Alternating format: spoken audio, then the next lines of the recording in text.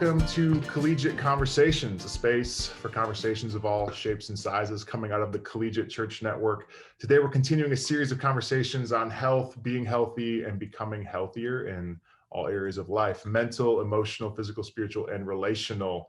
And our featured guest today is Jay Coles, and we brought him on to share a little bit about how he has pursued health in his life through writing.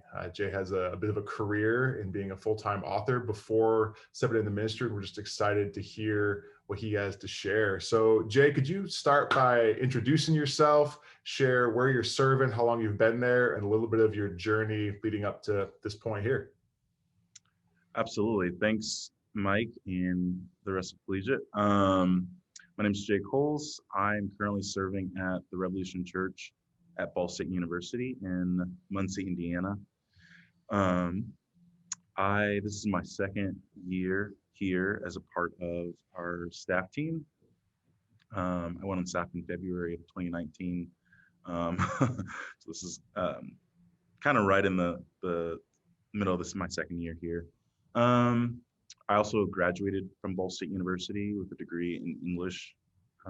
So yeah, as I was kind of like figuring out, like in my senior year of college, like what did I want to do with my life? I was feeling more and more called to like writing, and I had been doing a lot of writing like for a long time. Like since I was in middle school, I was writing poems and short stories and many novels. And so as I was actually a senior in college at Ball State, I was actually working on a bigger book, a bigger project that would eventually be my debut young adult novel, which is called Tyler Johnson Was Here. That kind of really did take off. Like it took off in a way that I wasn't expecting, but obviously was clear that it was from the Lord. And so, yeah, like when I graduated college, I decided that I wanted to just kind of ride whatever was going to happen with that book for for as long as I could. And I was really, really blessed. I was able to be published by one of the top 5 publishers in the world. I was able to be sent, free of charge, all over the place to talk about my book and talk about my life story, because it is a book that is inspired by my life and some really sometimes traumatic events that happened in my childhood and in the neighborhood that I grew up in, et cetera. And did that for a long time, for about a year or so, before I felt called to go into ministry and be able to share my story and my experiences and my book with college students at Ball State. And so, it's been a real interesting like balance of the author side of me and like the ministry, and like being able to connect the two together has been really, really cool. Yeah, it seems that being an author, you've had a lot of practice telling your story. And I know in ministry, that's one of the first places we get to connect with college students, is just sharing a story, a moment of, hey, I see you, or a little bit of me too. Could you share a little bit, about how you've learned that balance from being a published author, traveling around to, okay, I'm here, I'm at Ball State, I'm at the Revolution, maybe how you learned to incorporate it, maybe some of the struggles along the way of what went with that? Yeah, I think that's a great question. I agree. I think a lot of ministry for me is being able to just share stories and hear stories as well. Like, a lot of my job, I'm listening to college students share their lives with me. And they have a lot to offer and a lot to say.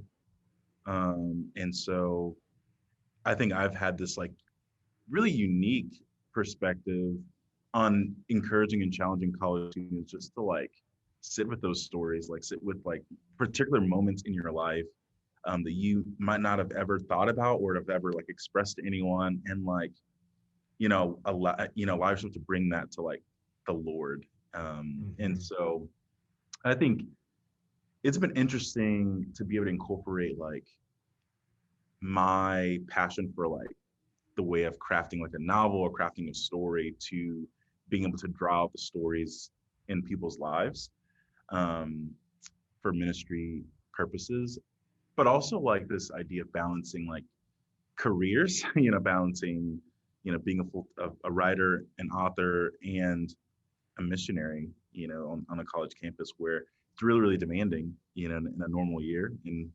especially now more than ever with this pandemic. I think for me, it's been a lot of like trying to intentionally practice like healthy rhythms of time with the Lord, healthy rhythms of rest, and kind of like disengaging from both worlds, that I'm kind of like in, and being able to just like be on top of my schedule. Like with the author side, I have a lot of deadlines, so there's a lot of things that I have to meet, a lot of things I have to turn in, like from a week to week basis to a month to month basis. um, and there's not a whole lot of deadlines I have for ministry per se, but I think being able to sit down and actually like have healthy rhythms of engaging with both, separately, and resting and disengaging is been really, really key for me. And I've had to kind of learn that the hard way um, when I first started. But yeah.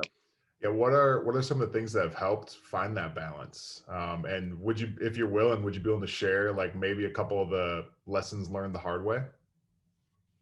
Yeah, absolutely. So when I first started ministry, I was like obviously super eager, like every first year missionary is probably like, man, I'm gonna hit the ground running, like, but also a lot of like first year missionaries, that's their only like career, at their full time in ministry. And for me, I was like trying to do both things full time, and that was very, very like challenging, and was quickly leading me to feeling like increasingly exhausted and burnt out. And I was like, gosh, I don't want to be burnt out from either of these things like so soon. And so I think I found myself at a crossroads where I was like, I have to give up one of these things. What am I going to have to give up? And I was like engaging the Lord in that, of like, what can I give up? And I think like the Lord was leading me to this answer of like, yeah, I don't have to give up either, but like maybe I need to have like healthier rhythms of engaging with the two. Maybe I don't have to take on every single thing, that I want to in ministry, or maybe if there are projects that are being asked of me that I ask, I just say, hey, I actually can't do this in this timeline, or being able to advocate for myself in a way is something that I think was super like instrumental in me learning, and the Lord has really been disciplining me in that ever since I had that like crossroads moment where I was like, actually, I probably need to have, like some times to not engage with either, and to take a step back from taking on so much, putting so much on my plate. Um, yeah, I think it's been very instrumental in me trying to move forward with both, because I think I feel passionate equally about ministry and writing, and so I want to continue to do both for as long as I can. And so I'm happy that I have some rhythms where I'm able to do both and don't have to give up being a missionary or being an author. Yeah, as you shared that the desire to do both for as long as possible, I think a lot of times in longevity there is that learning, okay, how much can I do in this period of time? And even in some conversations I've had on here, the art and the balance of being willing to lay something down to receive something later. Mhm. And it sounds like that's kind of playing in there of, okay, I want to do these both, but if I'm trying to accomplish them all by the time I'm 30, I'm not going to make it. Exactly. Yeah. Right. And there's so many like, especially like in either like in ministry and in the author book world, like there's so many opportunities. And me being like a young person or a relatively young person, I all those opportunities are just so exciting. And so it's like, oh, I just want to, get so involved. And I think, yeah, there's something really good about that. But at the same time, it can get to a place where, you're just incredibly like burnt out and exhausted. And then like now you're starting to dread, like writing or dread the things that you're passionate about. And so I don't want to get to that place. Yeah, yeah. Do you still enjoy writing, or does it feel like a job? Like, what role does the creative process have in just helping you be alive? Yeah, I'm glad you asked that question. I think I still enjoy it very much. I think it does feel more like a job now than it did before I was published, because I would just write, in my journals. Like I kept stacks and stacks of journals where I would just write poems and short stories or whatever um, out of inspiration. That Hmm. I was led to write those things. And now that I have a publishing deal and contracts to fulfill, now there are deadlines of on me from my publisher, where they're asking me, hey, we want your, third young adult novel to come out on this day in 2021. Like, is it ready? And it's like, oh, now I have to like write another, another thing for them to uh, put that out there. And so now it's like, okay, part of it's going to be inspiration, but part of it's also going to have to be like motivation to Hmm. meet this deadline. And um, but also like the financial aspect is really, really like beneficial. That allows, it kind of makes up for some of the Sure. the NTD stuff you know with my MTD. So that's another like factor that plays into me like trying to write more, maybe less out of inspiration and more so out of obligation, I guess. Yeah, so, someone's kind of holding you to the fire a little bit of, hey, you've given us your word on this, Yep. and probably more than your word when you're talking contracts at that point. That's Exactly. really cool. When did could you share a little bit about how you sort of discovered your love of writing, what that was like, Yeah. and some of the journey there? Yeah. So when I was in like middle school, I was always passionate about like holding books. Like I would never finish a book. Like I would read it like a page or two, but I could never like get myself to completely finish a book. But I liked holding them for some reason.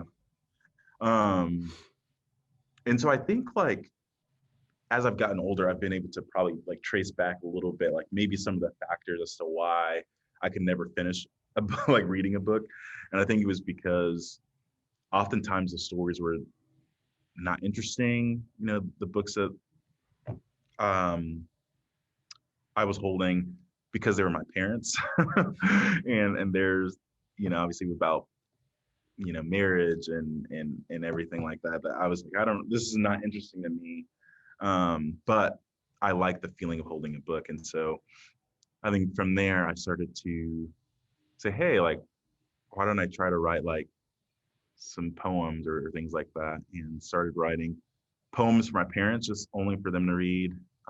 They seem to really love them, like any parent probably would. Um, and I think I was like, oh, like that gave me the confidence to, keep writing over the years. And so from there in high school, I started to do longer works, and then um, tried to write my first book on like a Google document, sitting in like a 10th grade English class. And I was like, I'm going to crank out this book. Like I'm going to write it in like a couple weeks, and I'm gonna share it with my friends. It's going to be good. And I did write something like a 250 page book on the Google Drive, and I shared it with some of my like closest high school friends, and they were like, "Oh my gosh, this is really really good." But then I was like, "Actually, this is really really bad." Um, and so they just kind of like hyped me up in a way that I was like, maybe I can be good at this. Like maybe this actually can be something. And so in that same class, there was an assignment that we had to do that was like a 10-page paper on your life story. And I remember asking the teacher if I could do it. Like a lot of the things that I wanted to write about, like still were so like emotionally raw and like I didn't want to revisit a lot of those things. So I was asking the teacher if I could like fictionalize some of the characters a little bit. And he said, yeah, like you can make this a fiction, life story or whatever. And I did that. And it was actually the short story version that would become Tyler Johnson Was Here.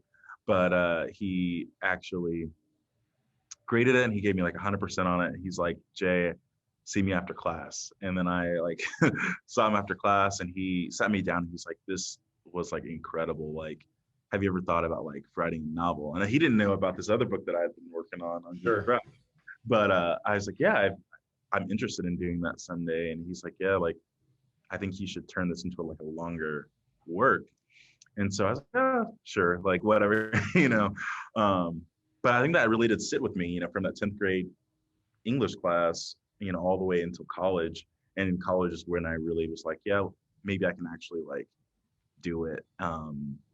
And mostly felt led to do it only because of seeing like national injustice with police brutality. There's Trayvon Martin, Michael Brown, Tamir Rice, like all those things that like kind of gave me further motivation to maybe write something longer where I can express my hurt and trauma and communal and generational trauma with those issues and injustices, and maybe find a way to put that out there in the world. And it did. It happened. So Yeah.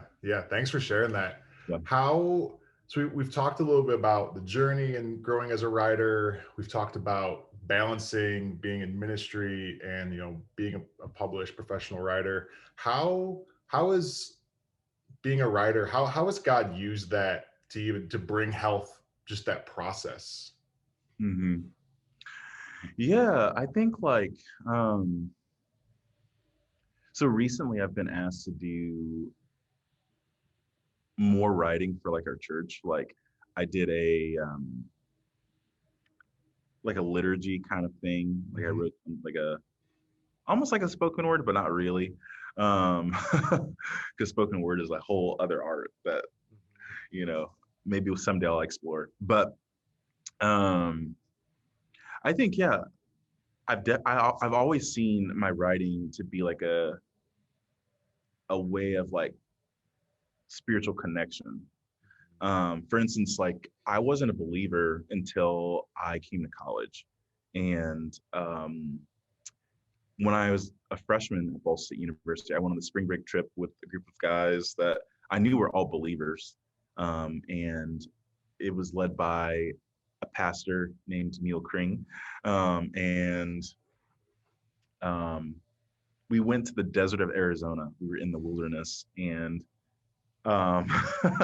Neil set up the trip so that we could, like, for one day, the very first day we were there, we would have like extended time, like alone, just walking through the desert by ourselves. And I remember being super intimidated by that. And I remember saying, like, I don't know if I can do this. Like, can I just like go back home? And Neil kept saying, like, no, you can do it. Like, just go. And so I did that. And we had like 6 hours just to walk in the desert, just, engaging with God. And I was like, I don't really know God. I don't really know if I believe in God. So I'm just gonna like sit in silence or walk around, like whatever. And I remember like an hour in, I found like this giant rock in the desert, and I sat on it. And I was like, okay, I'm just sitting here and sitting here. And then I had my like backpack and I pulled out my journal and my pen. And all of a sudden I just started like writing something. And I didn't know what I was writing. It was like I was just allowing the Spirit to kind of like do something in my life. And so I was just like kept writing. And then I started crying and crying and crying. And so then when I finished writing, I like wiped my eyes and I was able to read what I had written. And it was this poem about how I was this like concrete door, and God had been like knocking on me like all my life and was waiting for me to kind of like open myself up to him. and not just a little bit, but like all the way. And so, and it felt like God was like prompting me to say yes to him. And so, I like shared that experience with the other guys around a campfire that night.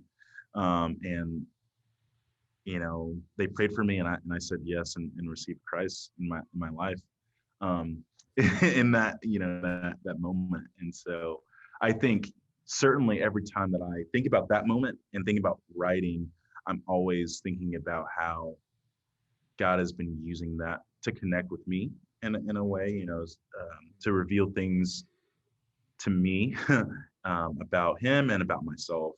And so I think certainly in moments, especially now in this pandemic, where um, life just feels hard, and it feels like, man, every other day I'm fighting against like disconnection. I'm fighting against like doubt, or like whatever it is that like crosses my mind from the enemy. Um, I think God has like used writing, whether that's through just me opening up my journal and just being led by Him to write whatever He wants to reveal to me. I think it's been instrumental in me maintaining and sustaining like good health and mental health, like in this season for sure.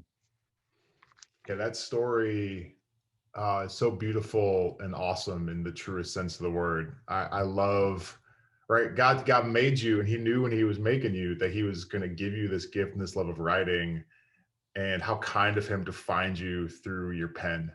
Yeah. That's, oh my goodness, just like it continually amazes me the inexhaustible ways God's going to pursue us. And thanks for sharing that story, man. That's beautiful, encouraging.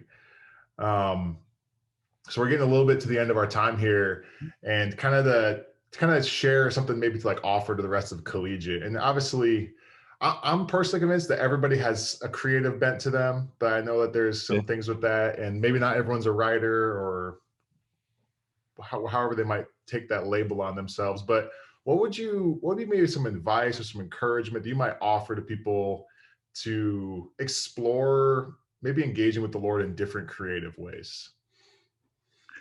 Yeah, I mean, I think that's a really great question, only because I think I've also been, even as a creative, I've been led to pursue other Mm-hmm. ways to engage with God, like through Visio Divina, and Lexio Divina, and other things. Like, one person that I've been super like hardcore fan of, like for the past couple of years, is Scott Erickson, also called Yeah, Scott. man. Um, if you follow me on Instagram or any social media, I'm probably posting about him daily, or his work, because it does, for me, draw me into a deeper um, kind of intimacy with God, and knowing Him, and knowing that God too has the creative side. I think is been beneficial. So I think my encouragement is like, yeah, feel free to like step out of your comfort zone, because I think for a lot of people, at least, this is true for me, before I like discovered Scott the Painter, there were specific, things that I was like used to doing to engage with God. And it's like, those things are fine, but there's so much more, out there, and so many other ways that we can engage with God, that might also involve like stepping out of our comfort zone to, maybe engage in like Visio Divina, or meditation, or things like that. And so I think, especially now, like where we're all like in our homes, is a great time to be engaging with God in some creative ways. Yeah. That's good. That's a good word. Yeah, my wife and I are going through Scott Erickson's Honest Advent, Yeah. and I appreciate his combination of the visual and the written, and the ways that he's trying to. I think in some ways it's an invitation to, hey, step someplace you might not have known before and see if God meets you there, which is Absolutely. Great which way is a to bit say that. terrifying, right? We like the familiar, but at the same time, we press against it. We all kind of know if we were in a rut or if we feel Yeah. stuck, but Yep. we also don't want to step out of it because it's scary and unknown. And Mhm. um, it seems that God is doing something in that, in a lot of people that I've talked to, of, hey, come find me someplace you've never found me before. And so Right. And so Scott Erickson actually came to Muncie last year and did a presentation that I got to go to. And one thing, I mean, his whole presentation is like a liturgy of saying yes. And I think like I mean, everything you just shared is exactly what I think like his artwork is and does is like, yeah, saying like, hey, just show up somewhere, and, and say yes to God because He has something for you, Mhm. that's been like so instrumental in like my like walk with the Lord. Is like, yeah, there's so many areas in my life that I just need to say yes to God, um, especially now in this pandemic where it's like, man, I've realized how much of myself I've relied on and not maybe relying on God. And so being able to like have those things drawn out to me through like art and poetry and music and worship. It's been good.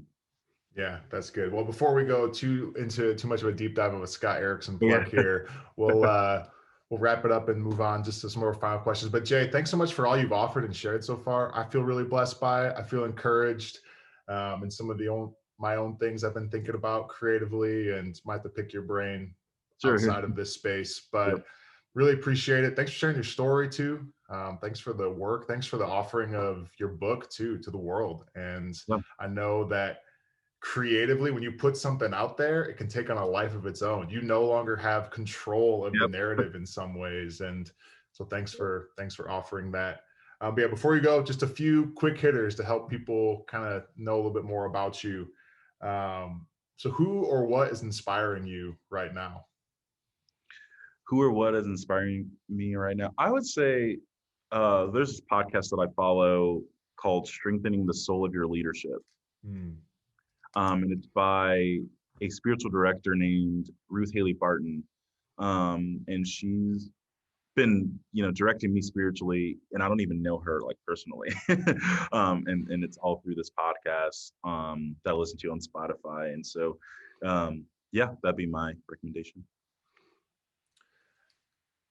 So we're doing these conversations across Collegiate. Who is someone else within Collegiate that we should talk to, and what should we talk to them about? That's a great question. This sucks to say, I don't really know very many people in Collegiate. Um, Well, how about there at the Rev? yeah. I would say maybe Christopher Glotzback. Um, and this guy, he's an extraordinary. He's doing so much. He's like a realtor. He's like a landlord. He's a magician. He's everything. All right. While being 40 hours with Revo. So That's that. Hey, man, a Renaissance man right there. Okay, with no need for explanation or context, what is one song or artist that you would recommend right now?